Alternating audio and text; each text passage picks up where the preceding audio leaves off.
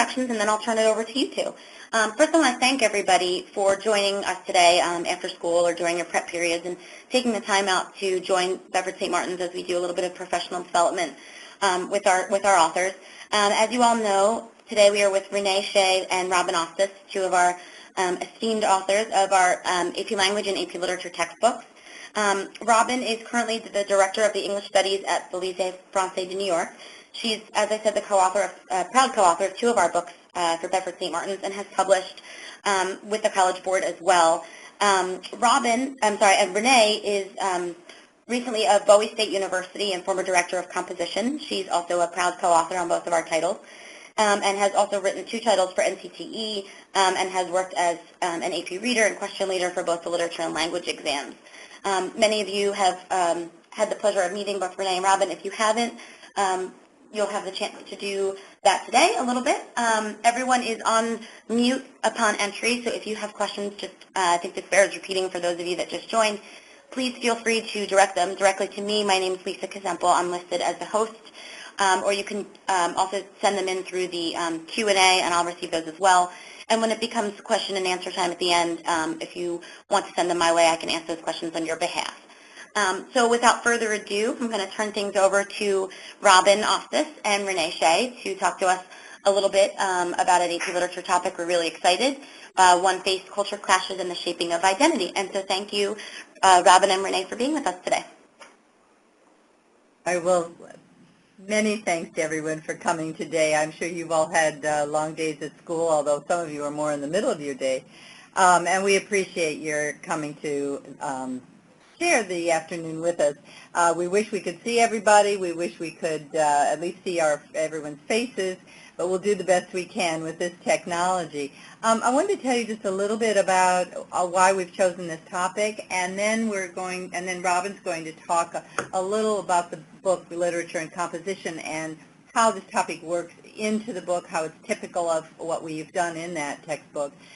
We're calling this One Phase, Cultural Clashes and the Shaping of Identity, which, let me see, we're trying to move it here. It did a while ago. All right, there we go. And we start here with a quote from Nathaniel Hawthorne, saying, "No man for any considerable period can wear one face to himself and another to the multitude without finally getting bewildered as to which may be true." What we're going to do today is to talk about how you might use this particular topic in class. We've chosen a topic that we think will be engaging for students and one that will have some personal resonance for them, but at the same time can then end by having the students write a very clear literary analysis, one where they have to step back from that engagement and be more objective and do the kind of literary analysis that is typical of the exam. So we're trying to hit both parts here. And before we go into specific texts, we have a few we'd like to talk about. Robin's going to talk about the organization of the book. This is obviously taken from the chapter on identity and culture, but it's certainly not the whole chapter. So Robin's going to talk about organization for just a minute before we start our discussion here. Hi everybody, and welcome, and thank you for taking time out of your busy day to join us. And with Renee, I also wish that we were face-to-face, but we'll do the best we can. The texts that we're going to talk about today, as Renee said, are all part of the Identity and Culture chapter, which also includes the full-length text, Heart of Darkness, a long short story, not that long actually, a short story called Interpreter of Maladies by Jumpha Lahiri, and then short stories, other short stories, and poetry. And the feature that I think is particularly wonderful and useful is that all of the texts have questions afterwards that really are your lesson plans. When we sit down to write plans for the day, we think about the assessment, the way we're going to assess understanding. We kind of work backwards to develop questions that will lead students to, as Renee said, to that level of analysis. In the case of an AP course, of course, that's the AP exam. So one of the things we will try to do today, of course, is talk about ways that these texts and the texts in the book will help prepare for the exam, but also, and maybe more important, really help you prepare for your classes. So, all right, well, I'm having some trouble here getting both the chat box and the PowerPoint on the screen. So unless Robin can figure something out while I'm talking, we're just going to keep moving. And Lisa, we'll have to depend on you to ask people to if people have questions. Okay, we're going to hit buttons here and see what happens, so the PowerPoint may disappear. We really would like for you to interact with us as much as possible here. Otherwise, we're really talking to each other. But we want to start by saying, I want to go back over the quote, okay? And the quotation from Hawthorne, I want to read again, and I'll tell you why. Okay, here we go. We at least have the chat box now. We thought a good place to start in class, and let me say this, all the text and all the images in this PowerPoint, in this whole session we're doing, are all in the textbook. They're all in Literature and Com, except for this one that you're looking at right now from the Carlisle Indian Industrial School. And we'll talk in a few minutes about why we're using that one. In fact, we thought that a good place to start to really engage kids would be to say, let's look at the Hawthorne quote, and then let's look at this image. And what I would ask students to do right away is to say, let's explore for a moment the issues that these two raise, comparing and contrasting a little bit, but also just trying to discuss issues, try to uncover what are we talking about here with identity. I'm going to read the Hawthorne quote again, if you don't mind. No man for any considerable period can wear one face to himself and another to the multitude without finally getting bewildered as to which may be true. So the Hawthorne quote begins by talking about wearing one face to himself or herself. You will see we have some poems about herself. And another to the multitude, which might be public, might be private, without finally getting bewildered as to which may be true. So there's the Hawthorne quote, and then we have these two images of a particular individual, a man pictured in 1882 on the left, and then pictured 3 years later on the right, after he has been in the Carlisle Indian Industrial School.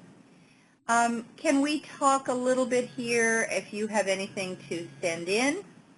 And I'll send it to Robin here a little bit to talk. What issues did I hear, Lisa? Everything okay? Yep.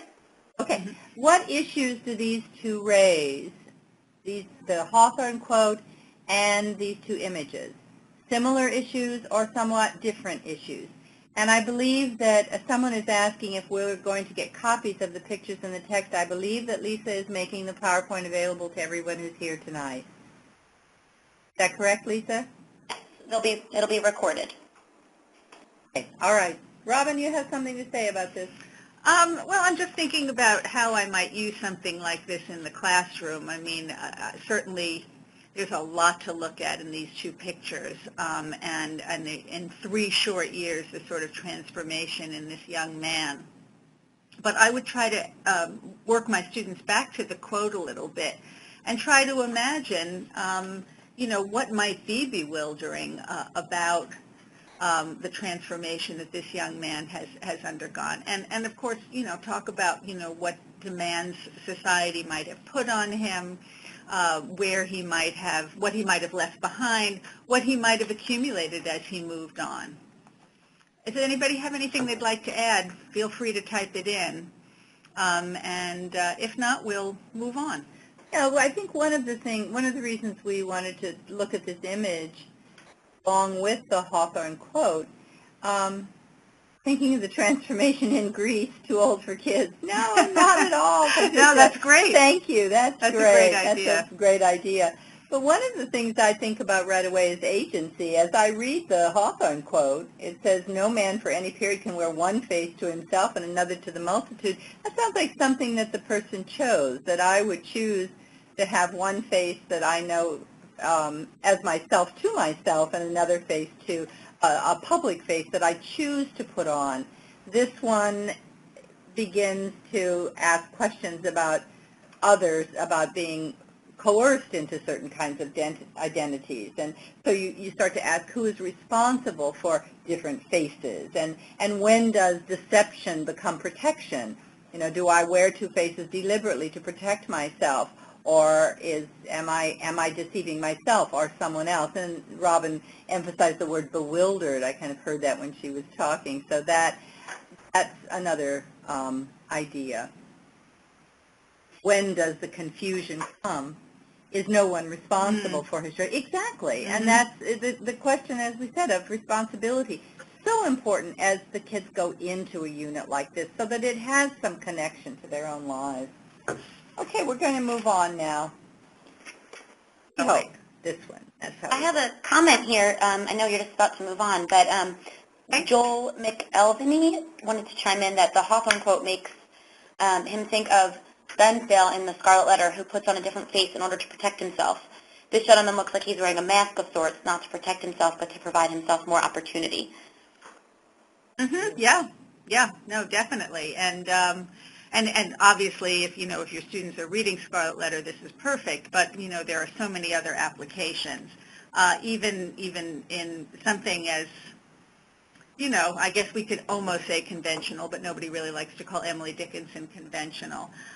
So we're going to read this poem and think about some questions that we might ask, and please feel free to chime in.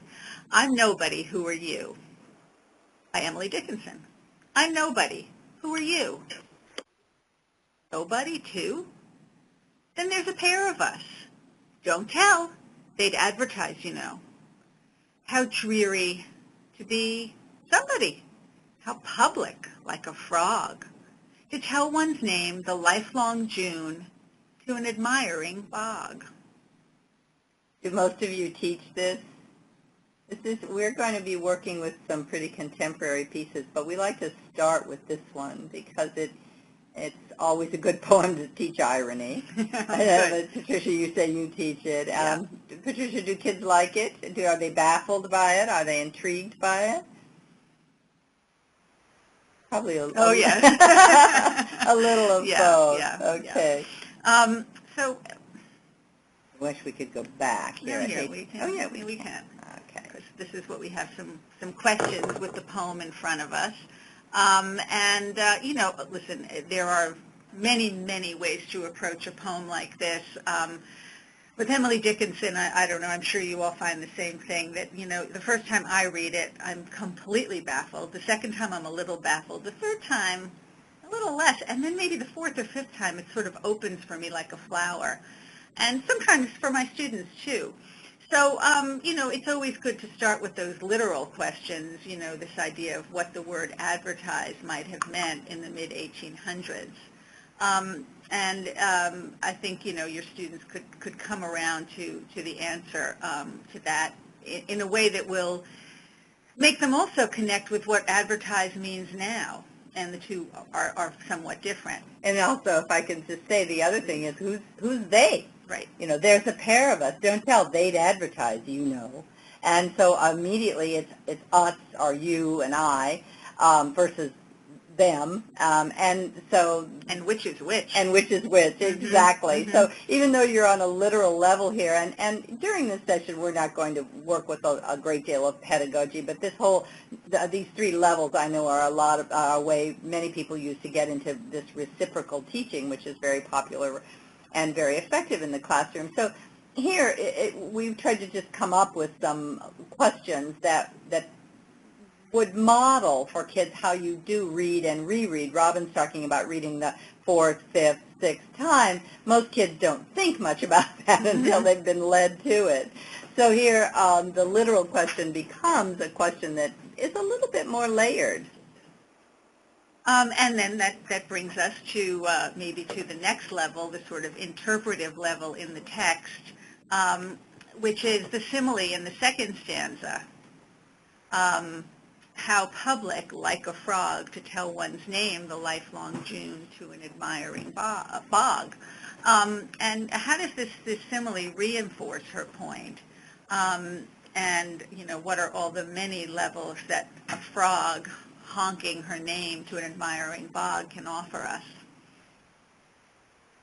Well, and also this is, as you start to work with the simile here, the first thing my students usually ask me is, what does the second stanza reinforce what's happened in the first stanza? Does it introduce something else?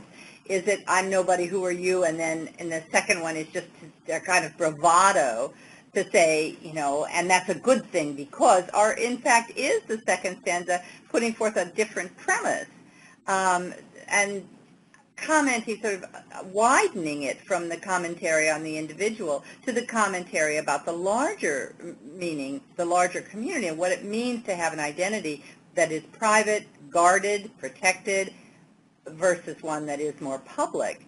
And the whole notion, like an admiring to an admiring bog, the image of the frog. I think to advertise it in this context doesn't mean to put an ad in a newspaper. It just means to tell it, to just,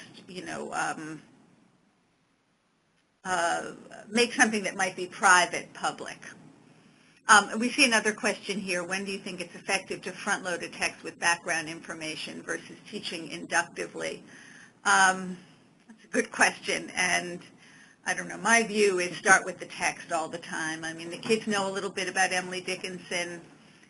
I would prefer that they just work with the poem. I think we could spend the rest of the time on that question. It's a very, very fine question. It's just, I'm with Robin. I usually start with the text and then try to build. I do teach inductively. I generally say I teach inductively. The stars in today's news. Yeah, exactly, which is why we chose this one to look at, Patricia. But back to Eva's question, I think that there's the notion here of Emily Dickinson. They probably know who she is. Maybe a place to start, which is inductively, I guess, is to ask them, what do you know about her? And, is it about her? She's reclusive. Where are you with this? We're getting lots of questions here, and this is great. Yeah. Jennifer wants to know, I think of gossiping when I hear advertising. Yes, exactly. Yes, exactly. Yeah. And Eva, you say perhaps it depends on what you're assessing them on. That's a really good point also, Eva, because if you take it from the exam point of view might say, the following is a poem written by Emily Dickinson, known for her reclusiveness, or something like that, or maybe just the American poet Emily Dickinson. Right. And there'll be very little background because we know that the exam itself is much more explication de text. It's formalist. The text is what the students are expected to grapple with, whether they know how many wives Hemingway had, or, what the, which even sometimes they'll indicate a country. They usually do indicate a date, but the students are asked to work with autonomous text. In the classroom, of course, and especially if anybody has an electronic device, they can look up information pretty quickly. And I usually put that on my students. I rarely would give them much front-loaded information simply because they'd forget it. They wouldn't be paying any attention until there was a reason to pay attention. But let's go to the level 3 questions then, because this will send us off to what we're going to do for the rest of the time. Right, and as Renee mentioned here, there's a little, ambiguity here. Is it better to be a nobody or a somebody? Or is this a nobody being a little bit defensive about being a somebody or being a nobody? So this level 3 question, the connection outside the text, is in what ways is being a nobody in Dickinson's term similar to how we might use that term today? And I think this is where your students would really be able to work outside the text and make this something personal for themselves, connected to events that they know about. Obviously, the advertising and the gossip is a great one, but who is a nobody? What does it feel like to be a nobody? Do high school kids consider themselves nobodies? Nobody's at least capitalized. At least capitalized, right? Exactly.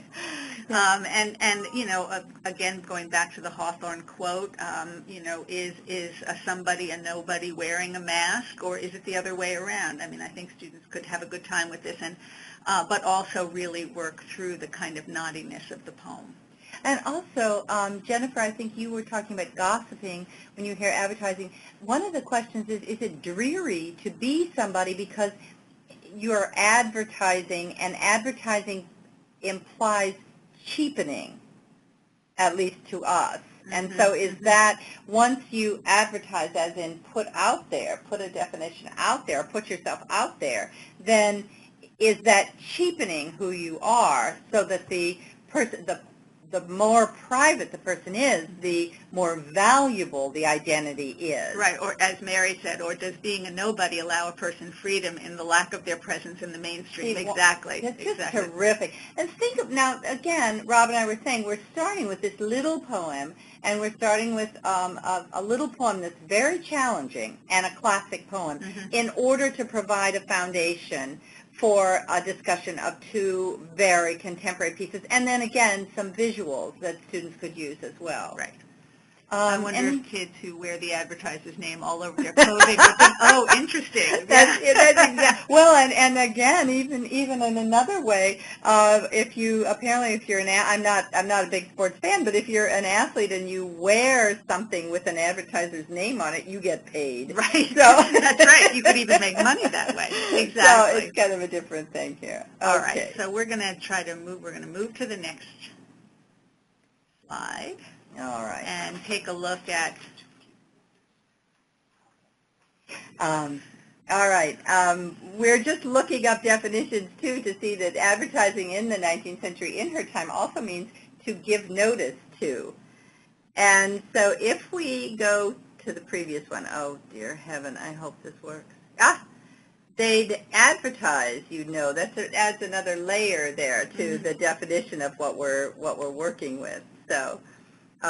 again, let me see, that was the last comment. Okay, all right.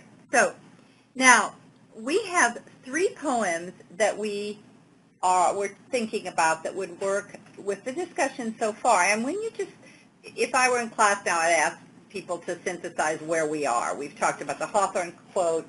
We've talked about we've talked about the Hawthorne quote. We've talked about the Carlisle Indian, the photographs in the Carlisle Indian School, and we've also talked about Emily Dickinson. So I would say, okay, where are we? We've gotten with this notion of public versus private, where the value lies, when the, Robin, you were just saying whether the, well, and actually someone else said it, freedom the freedom that one has in holding oneself more private. So we are going to talk about 3 contemporary poems now. We won't have time to do all 3 of them, so we're actually going to do 2 of the 3. The first one that is on the slide here and that is in the text, yes, okay, well already you're making your connections to the literature. Someone has talked about the Scarlet Letter. Right. And someone is mentioning here John Proctor and The Crucible, anyone with a secret. Absolutely. Okay, good. Not to mention Mad Men, but I guess the kids... No, I think a lot of kids watch it. A lot of them watch it. Okay.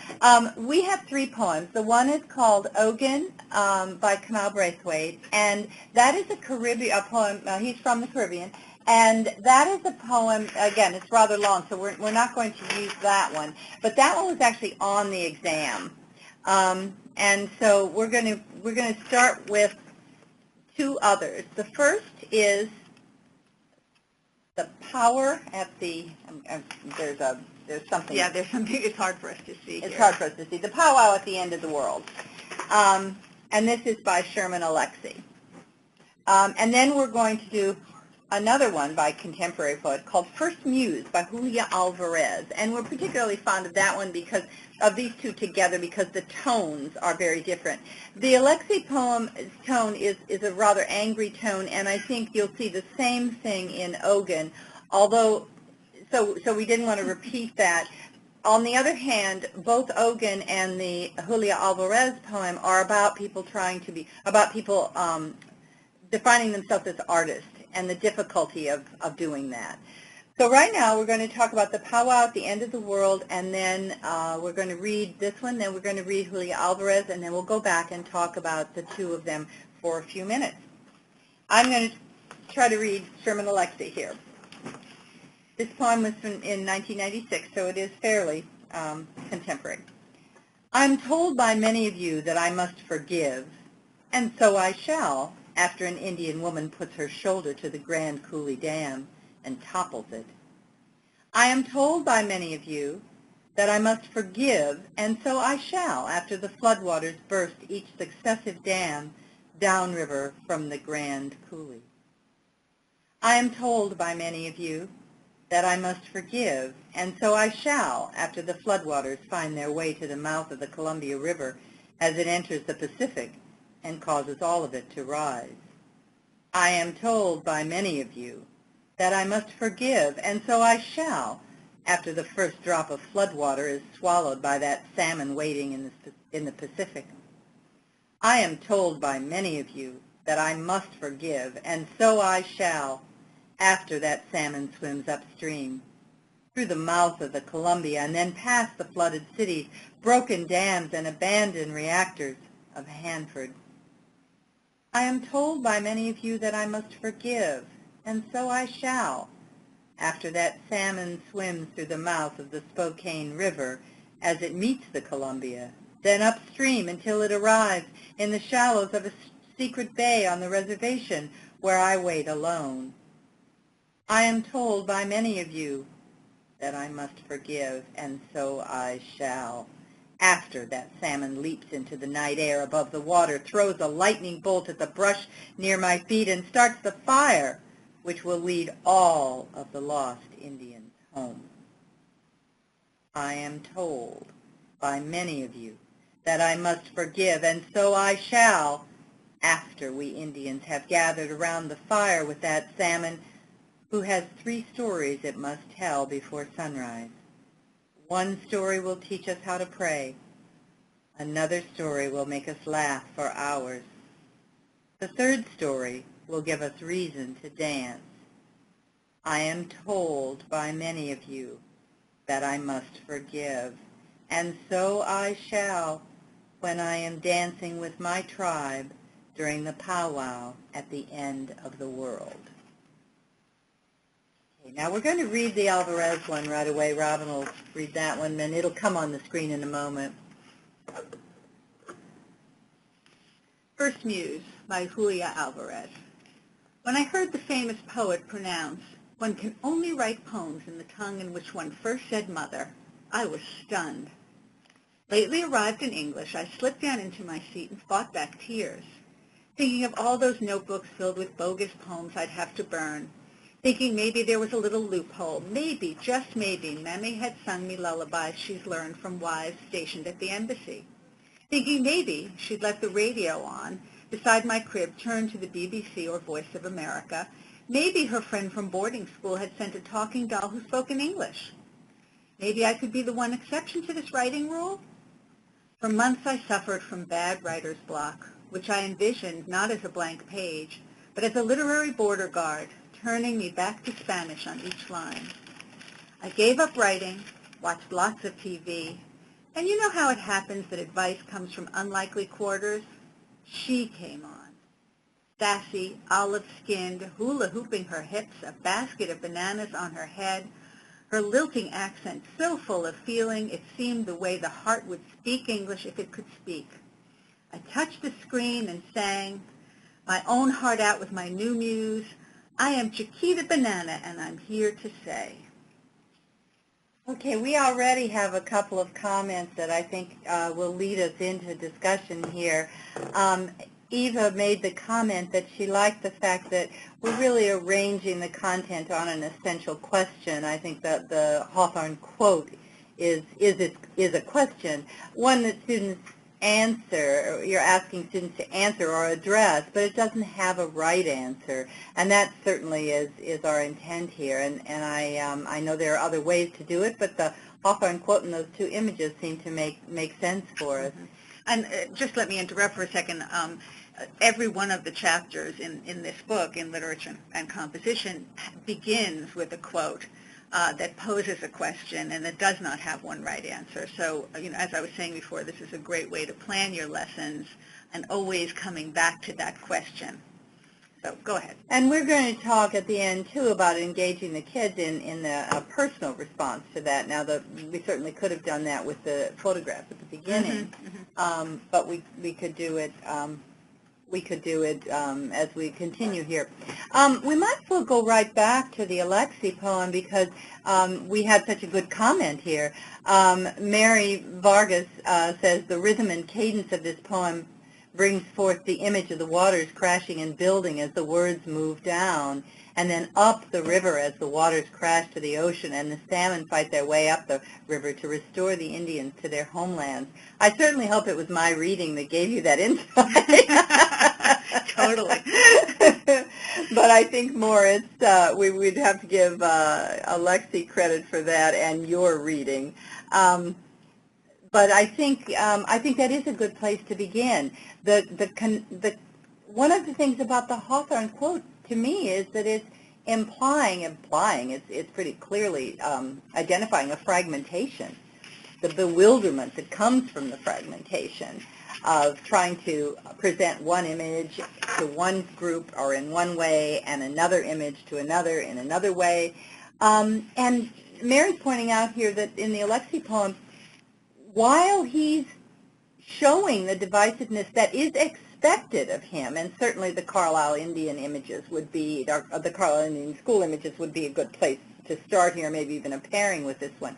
But while he's arguing or identifying the tension between what he is told that he must do, the language of the piece really brings to life the connection that he feels with his own culture that defies that telling and all the musts and the shoulds and what he has to do, and also the static language of I am told by many that I must, juxtaposed with things like the salmon swimming upstream and the shallows of a secret bay and leaping into the night air, a lightning bolt at the brush near my feet. I mean, very often I ask students after they've read a poem, just what image, bring me, just identify a couple of words that just strike you. And I think the lightning bolt would probably come up, as would reason to dance.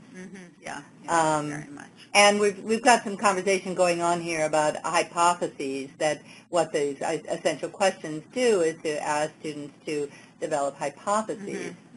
The question is, too, in this one, certainly you would ask students, is there bewilderment? I mean, the Hawthorne says, without finally getting bewildered. And so is this a poem of defiance that then works against the bewilderment? Is this a poem about clarity? I know what you're telling me to do. Oh, right, we have a comment that the Hawthorne quote would work very well with Achebe's Things Fall Apart. The same kind of thing. And in fact, the Carlisle Indian image would certainly work well with the Achebe. The musts and the telling versus the reality. And here we have another comment. John Proctor cries out, "What is John Proctor?" Right. Okay. Yeah. Do you have comments No, on this one? I was going to take a look at a little bit at the Alvarez poem, which is certainly addresses so many of the same issues, but the tone is so different. It's a little bit despairing, but it's much lighter and even funnier. But again, it's about a person walking the line between what she's told she must do or should do and what her heart is crying out what she wants to do, and the unlikely place that she finds an answer. Is she bewildered? Yeah, I would say so, but at the end, Chiquita Banana kind of saves the day for her, which is really quite lovely. We have, if you'd like to take a look, a mock AP question that you could look at here, that you could use with any of these poems, including the Brathwaite poem. These two poems examine the struggle for an authentic identity. Read the poems carefully, then write an essay in which you compare and contrast the two poems, analyzing the poetic techniques each writer uses to explore his or her situation. So any thoughts that you'd like to offer where you might lead your students in that?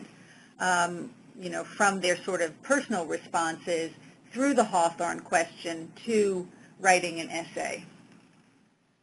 I think right away, we'd love to hear from you all, and we're watching, so we're waiting, anything you have to say here. But part of it, to me, one reason why I like these two poems together is that the Alvarez one is so private. I mean, again, it's someone wanting to be an artist. So she's trying to figure out, in some ways she's sort of trapped by her culture and what people are saying that her culture does, and she's going to break out of that. And interestingly, she breaks out by subverting a stereotype. Mm-hmm. Well, I mean, I love that line. She came on, sassy, olive-skinned, hula-hooping her hips. I love hula-hooping her hips. A basket of bananas on her head, her lilting accent so full of feeling, it seemed the way the heart would speak English, if it could speak. And taking something that is a caricature is, certainly a stereotype, but is a caricature, and saying, and in fact, this is the inspiration. I touched the screen and sang my own heart out with my new muse. I am Chiquita Banana, and I'm here to stay. And just that, taking what Chiquita Banana says, I am here to stay. But also, this is a very personal struggle here, an inner struggle. I suffered from bad writer's block. We all know that's between you and the page. Mm-hmm. And it's not as a blank page, but as a literary border guard. I love that, turning me back to Spanish. And it's such an interesting poem, too, because we have so many arguments for the use of the quote-unquote mother tongue, and she's thinking here, maybe there was a little loophole. Maybe, just maybe, Mammy had sung me lullabies she'd learned from wives stationed at the embassy. So Alvarez is going the other way. In either case, the point is, it's my definition. I can define what I should be, how I should be writing, what I should be writing in. And Patricia, you commented here that they have the you and I in common. Both poems have the you and I in common. From Catherine, thank you. And one says, Alexie, so angry, wants destruction of an infrastructure to be a whole people. Alvarez is private, a revelation, a joy in finding self. Yeah, absolutely, very nice. And the thing is, what you want your kids to come to for the exam or just for their personal, gratification, understanding, appreciation, is exactly that. What is it in the language of the poem that shows the anger, the destruction, and then versus the joy? Now, I will say this. My students found joy in Alexie in that he, Rob's going back to the poem here, in that he celebrates his culture. And one of the things we did when we read this is that I am told by many of you that I must forgive, and so I shall, became a choral reading. So everybody read that. And then an individual would read, an Indian woman puts her shoulder to the Grand Coulee Dam. Then the whole class or a group, I am told that many of you I must forgive, and so I shall. And then an individual read, after the floodwaters burst. And we explored that technique as a way to talk about the fact that there's a group, infrastructure, if you will, saying this is what you should do, versus an individual's appreciation and understanding of his own culture. Now, granted, the culture implies community, or requires community, but it's still an individual's celebration of it. And someone says maybe it's cathartic because he knows he's right. Well, and the way the poem ends, too, with this idea of I'm told, let's see, the 3 stories. One story will teach us how to pray, another will make us laugh for hours, the third will give us reason to dance. After the sort of angry fighting his way upstream, there's a sort of peace and acceptance at the end. It's not quite Chiquita Banana, but, there is this last powwow. And so I shall, after we Indians have gathered around the fire with that salmon who has the 3 stories to tell us. Is it a fantasy? Yes, but there's something that feels very real as this speaker accepts his identity as sort of being between these 2 worlds. Though the powwow at the end of the world is an apocalyptic vision, yes, so, true. what are but at least doing? They're singing and dancing. That all else is gone. Perhaps, Perhaps. Yeah. These, again, you're raising questions that don't have answers. Mm-hmm. Should we just go to the mock questions and then do Frida? Or do you do Frida first? Yeah, we can go to the mock. The mock questions seem less interesting in some ways than what we're doing with the Frida Kahlo Self-Portraits, so we're going to go to those. We just did the poem one. And then, there it is. Yeah. We also have a mock question 3 that we wanted to go over. Using the Hawthorne quote, then choose a character from, and we'll get to this in a moment. Interpreter of Maladies is in this chapter, but on the exam it would read, choose a character from a novel or play who wears one face to himself or herself and another to the multitude. Write a well-developed essay in which you analyze the impact of this divisiveness, the extent to which the character resolved it, and the significance of this struggle to the meaning of the work as a whole. And that is kind of the language of this third question, where you're always looking at one particular component or element or theme or sub-theme, leitmotif, and then within the meaning of the work as a whole. Now, we put this in with Interpreter of Maladies, which is in this particular chapter in the textbook. I'm going to let Robin talk for a little bit here about, if she will, about the why sometimes using a short story can be a good strategy. Mm-hmm. Well, I mean, on the exam, students will have to write about a long piece, either a novel or a play or maybe a novella. But for classroom practice, and to kind of make sure, if you will, that everyone is on the same page, we find working with short stories to be very useful. You can certainly work on the class as a whole, considering the kind of topic or thesis statement you would come up to with this essay. I've done it where I've given students choices out of 3 or 4 short stories that the class has done by a whole. It's just a good scaffolding as they're working toward writing about a novel, where they're going to have to do it on the exam from memory. They won't be able to quote directly necessarily, but they will need to remember elements. It's a good way to practice on these short stories. So this one certainly would work very well with Interpreter of Maladies. Obviously, it would also work very nicely with Heart of Darkness, and we see a suggestion here. Frankenstein would be a great text to use to answer this question. Of course, that would be terrific. Yeah. Yep, great idea. And Jumpha Lahiri is, again, another one who works with those cultural dislocations. Right. So that seems a natural here. Mm-hmm. But one of the other things, especially with this identity, but in all of the chapters in the Lit book, is that we've tried to bring in visuals, a lot of different kinds of visuals, Mm-hmm. some fine art, some photographs, some advertisements. And so Robin's going to talk a little bit here about self-portraits. I was just telling her that my new home is Columbus, Ohio here, and Cleveland has apparently a really interesting exhibit about the Rembrandt self-portraits. And the whole notion of self-portrait in painting is fascinating. And so we're going to talk about 2 by Frida Kahlo, who's interesting anyway. Yeah. And, if you just want to take a look for a couple of minutes at these 2 self-portraits, she did a lot of self-portraits, she's sort of instantly recognizable. The one on the left is the self-portrait, the unibrow, yes. We always know her by her unibrow, on the borderline between Mexico and the United States. And then the other one is the self-portrait dedicated to Leon Trotsky. We have questions on these individually. You can work with them as pairs.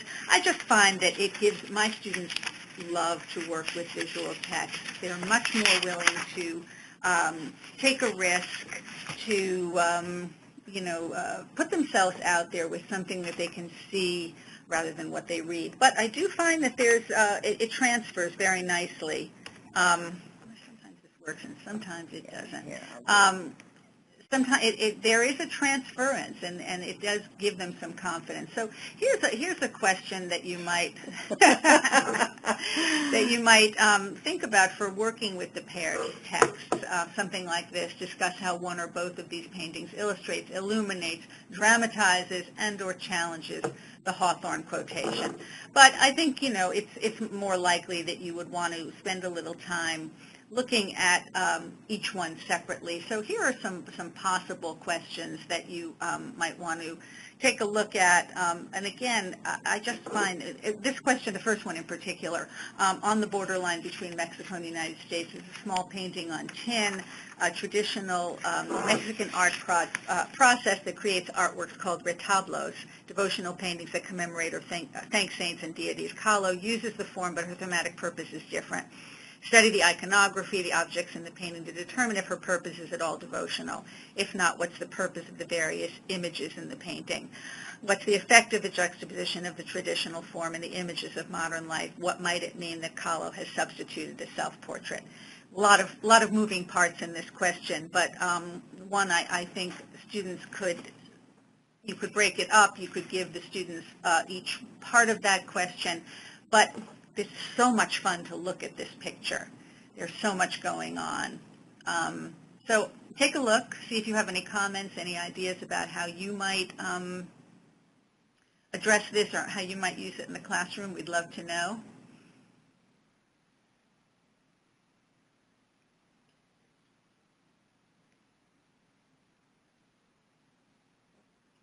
Where are you going? I went to the wrong place. You want to go to the next one?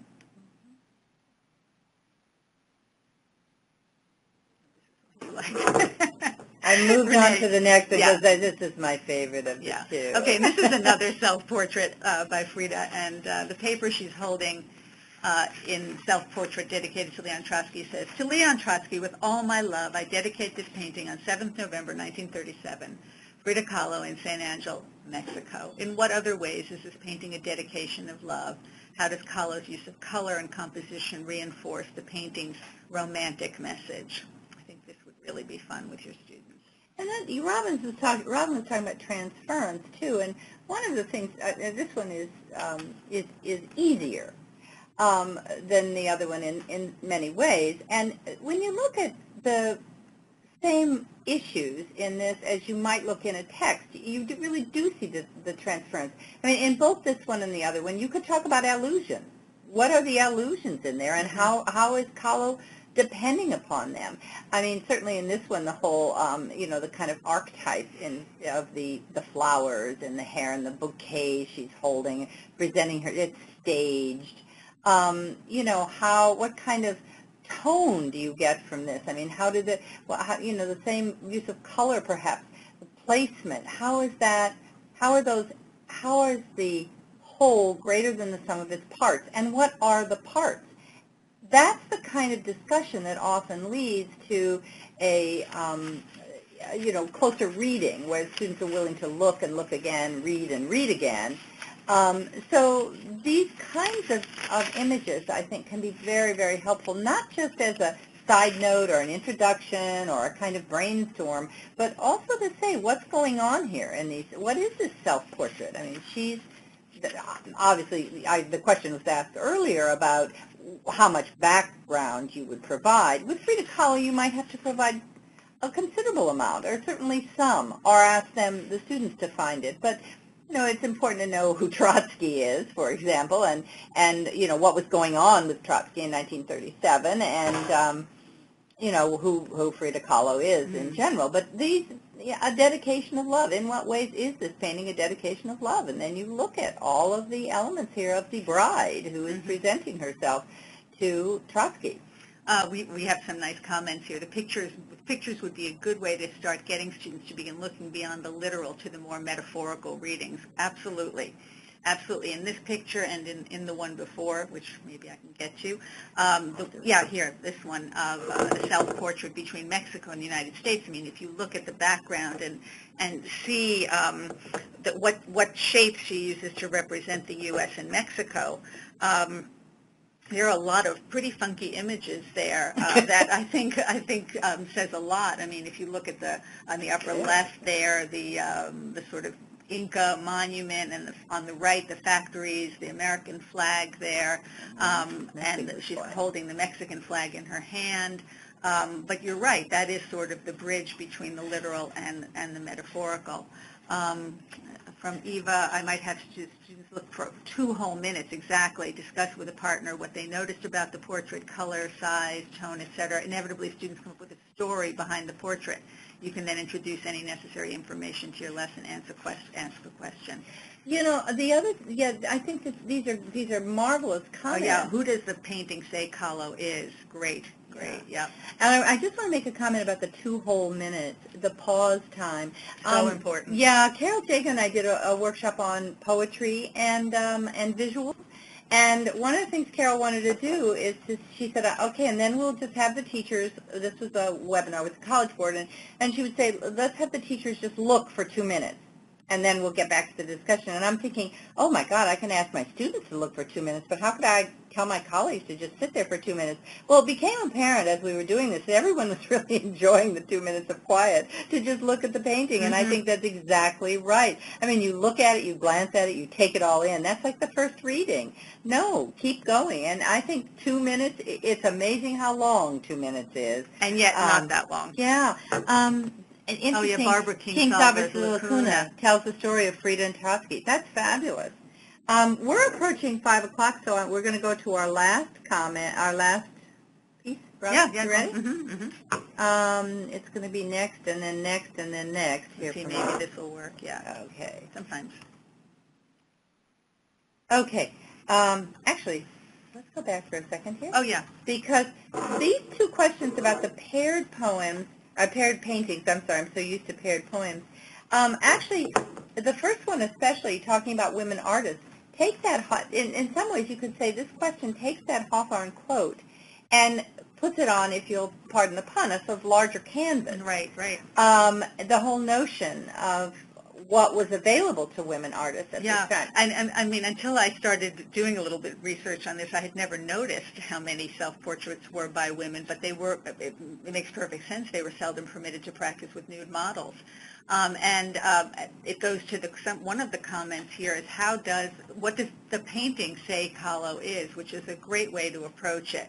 And, you know, how have these 2 self-portraits continued this tradition, and what ways has she left it behind? And then the second question here, of course, brings it out to the bigger world, you know, to the idea of Frida Kahlo as a surrealist. Andre Breton said that she was a ribbon around a bomb. But that also speaks part to of her identity of the necessary deception or the expected concealment, exactly. And how then one expresses in different ways, which could lead you to all sorts of discussions about Phyllis Wheatley and how people present themselves and how artists present themselves versus the way they're expected to, and how they can make the protest through and their then work. Come back to the very quiet nobody of Emily Dickinson. That's right. A nice contrast to what here we talk about her rhetorically explosive quality of feminine adornment, and then Emily Dickinson saying, no, I don't want to be a frog. Right. And in the bog. In the bog. Oh, we do just move on here. Oops. Okay. We're going to go all the way to the end. Okay. The last one is an assignment that we wanted actually to talk to you all about, to say, would this be a culminating assignment, you know, after you've had these discussions and these rich discussions, and then you've had students write literary analysis? This is a possibility for something that would go a little further. Find a photograph of yourself at any age, or take one now that you believe shows some way that you have grappled or are grappling with the 2 faces that Hawthorne describes. Write an essay or a poem, or I suppose they could do a song or anything else that explains the photo. And because we said a photograph of yourself, or take one now, that means that it can be a photo that someone else took of you, or one that you have taken of yourself.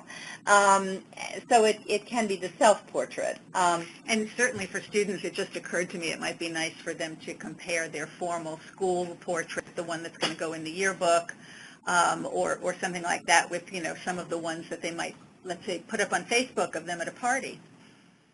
Some of the ones. Some of the ones, right.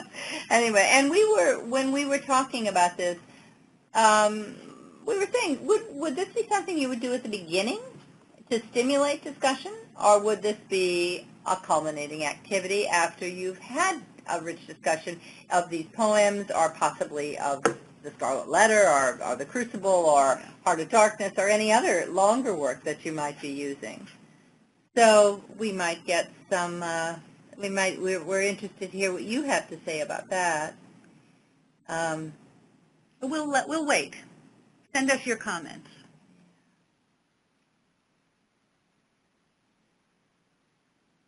I don't think so.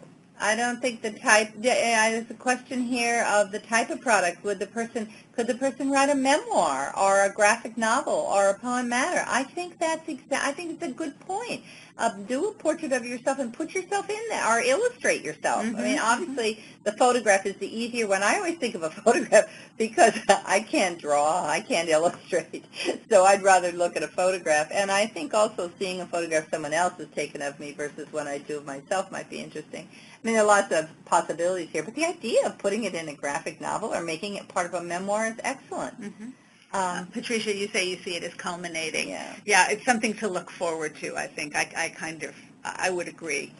We're also saying it might be more thoughtful. I mean, they probably could find this and talk about it early on, but after they've raised some of these same issues, or after they've discussed some of these issues in greater depth and tried to uncover a lot of issues, it might be more interesting. But this also asks them to bring together the discussion of the visuals along with the discussion of the text, whether they're poetic or prose text. So. Yeah, Jennifer says that she thinks it would be an interesting way to open, but much richer afterwards. Yeah. No, that's okay. That's perfectly fine. Yes. So can we answer, before we go, can we answer any questions for you, any ideas that you'd like to bring up, or anything you'd like us to clarify, or anything you'd like to suggest to the rest of the group? I think we have another couple of minutes. And also, if you want to talk about any other elements of the text, I know some people are reviewing the literature and composition, so if there are questions about that, we can answer them, but we're just having a good time with this one. Oh, thank you, Patricia. Thank you, Patricia. Appreciate it. And we'll just have to, if there are no questions, we'll say good evening. We have a comment here about Amy Tan's mother tongue, the idea of the conflict between socially accepted self who's constrained to fit in and the individual who rebels privately, as Dickinson does. That's a nice connection. In fact, that's thank you for making that connection, because we weren't making the connection with nonfiction, but practically every memoir you read. I'm thinking of Jeanette Winterson. Right. Exactly. Oh, yeah. That so many of these are about this struggle to take a fragmented self, or to acknowledge and understand a fragmented self, and to make that fragmented self whole, which usually means going against something, whether it's family or societal expectations, or possibly both. Wouldn't you love to know how that young Indian man felt when he saw those photos? If he saw the photos of himself, which one he felt was more him, which one he felt more comfortable in. I would love to know. Well, and as you said, what are the advantages to each one? Well, if there are no more questions, we would like to thank you very, very much for participating. And yes, thank you, and we appreciate your comments, and we hope we've been helpful. And if you have other questions, send them to Lisa, and she'll send them on to us. Absolutely. Thank you both, Renee and Robin, very much for this wonderful session. I'm getting such great comments and feedback from everyone, and everyone's really grateful that you were able to spend the time with us. For those of you that have sent in some questions about getting copies of the text, I'm going to send my email address out to the group. You can just email me directly, and I will get you hooked up with your appropriate sales rep, or get you a copy of the text that Renee and Robin both mentioned. A lot of the pieces we looked at and things we discussed are directly from the text, and if you joined a little late, the text is literature and composition. And I'm more than happy to get everybody copies of that. So please feel free to reach out to me. I'll send out a thank you message to you all with a link to the recording as soon as that's live, and you can forward it on to your colleagues. And I just want to thank you all again, and Robin and Renee again, for being with us. And we'll keep you all posted on our next webinars.